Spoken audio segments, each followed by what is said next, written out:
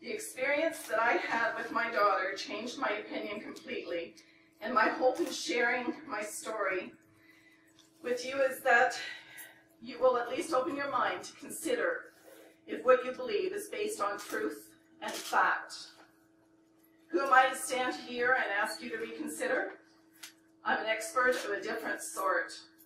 I'm the mother of a dead addict.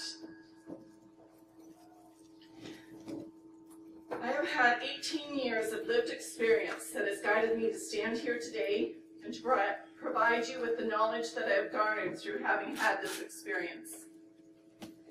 My daughter died on August 21st of last year, and for the last 18 years of her 34 years on earth, I allowed my misunderstandings around addiction to guide me to practice tough love. She was not welcome to be part of my home. She was thrown out by the rest of the family. We had nothing to do with her. And the only way that we would allow her back into our lives is if she practiced the ridiculous guidelines that we set before her. We made it impossible. I lost out on 18 years of my daughter's life. 18 years of opportunities where I could have made a difference. All because I was misinformed, uneducated, and unwilling to change my mind. Instead, I stood by and watched the decline of her mentality, her physical beauty, her witty personality, and I held on to those beliefs and continued to believe that I was right, while my daughter morphed into a ghost of her former self. Her lifestyle, her home, her relationship, her 3 young daughters, and finally her dignity were replaced by the drugs that had come between us.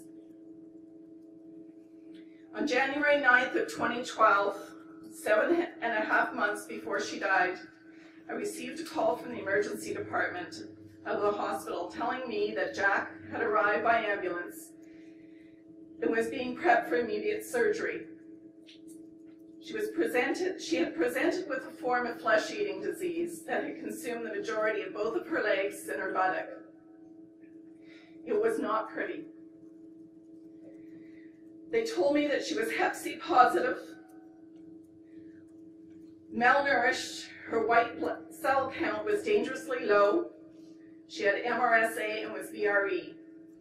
It was very unlikely that any form of antibiotic was going to work in treating her disease. It would eat away at her until it finally killed her. It's all because of dirty needles. Sharing needles and not practicing safety. That voice on the other end of the phone was telling me that my daughter was about to face amputations, that she quite conceivably could lose her life, and I stand here now ashamed to say that the first thing that ran through my mind was that I wouldn't have to admit to anyone that it would be her addiction that killed her.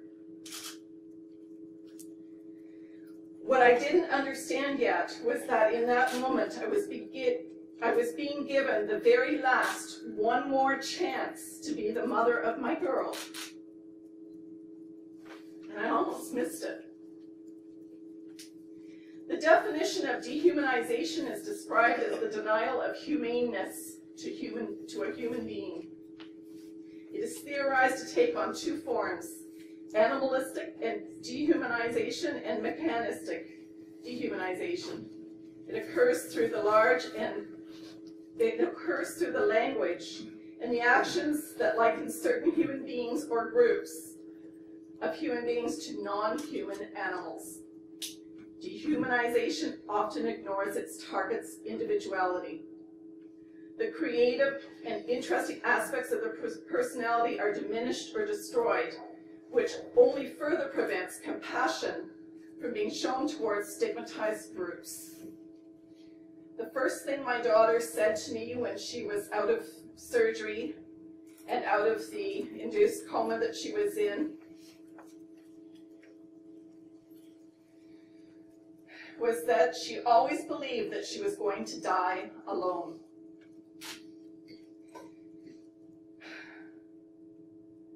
She believed that I would never be there for her. But now she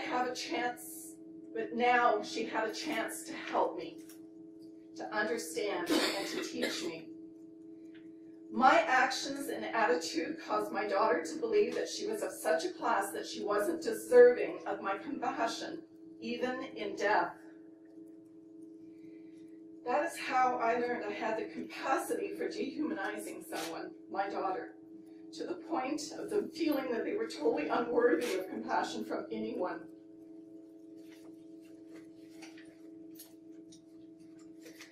That realization hit me harder than when the doctors informed us that indeed she was going to lose her life. It caused me to finally lose my inhibitions and fears surrounding addiction and listen to what it was she had to say to me. The opinions that I held were based solely on what society had told me about addiction and addicts. I had never taken the time to form my own opinion. The first step I took was to educate myself on the subject of addiction based on factual knowledge.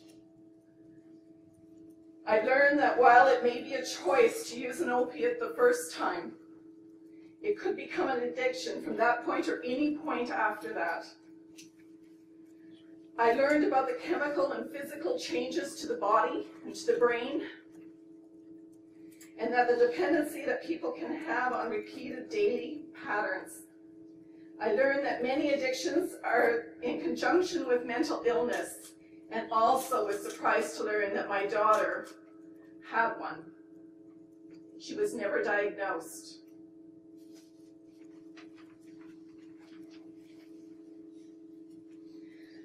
I learned to love my daughter for everything that she was and what she wasn't. I learned to listen and to base my ideals on facts and through gaining knowledge on things that I didn't understand. Safe consumption sites are only one step, but a very important step in harm reduction and rehumanizing the addict.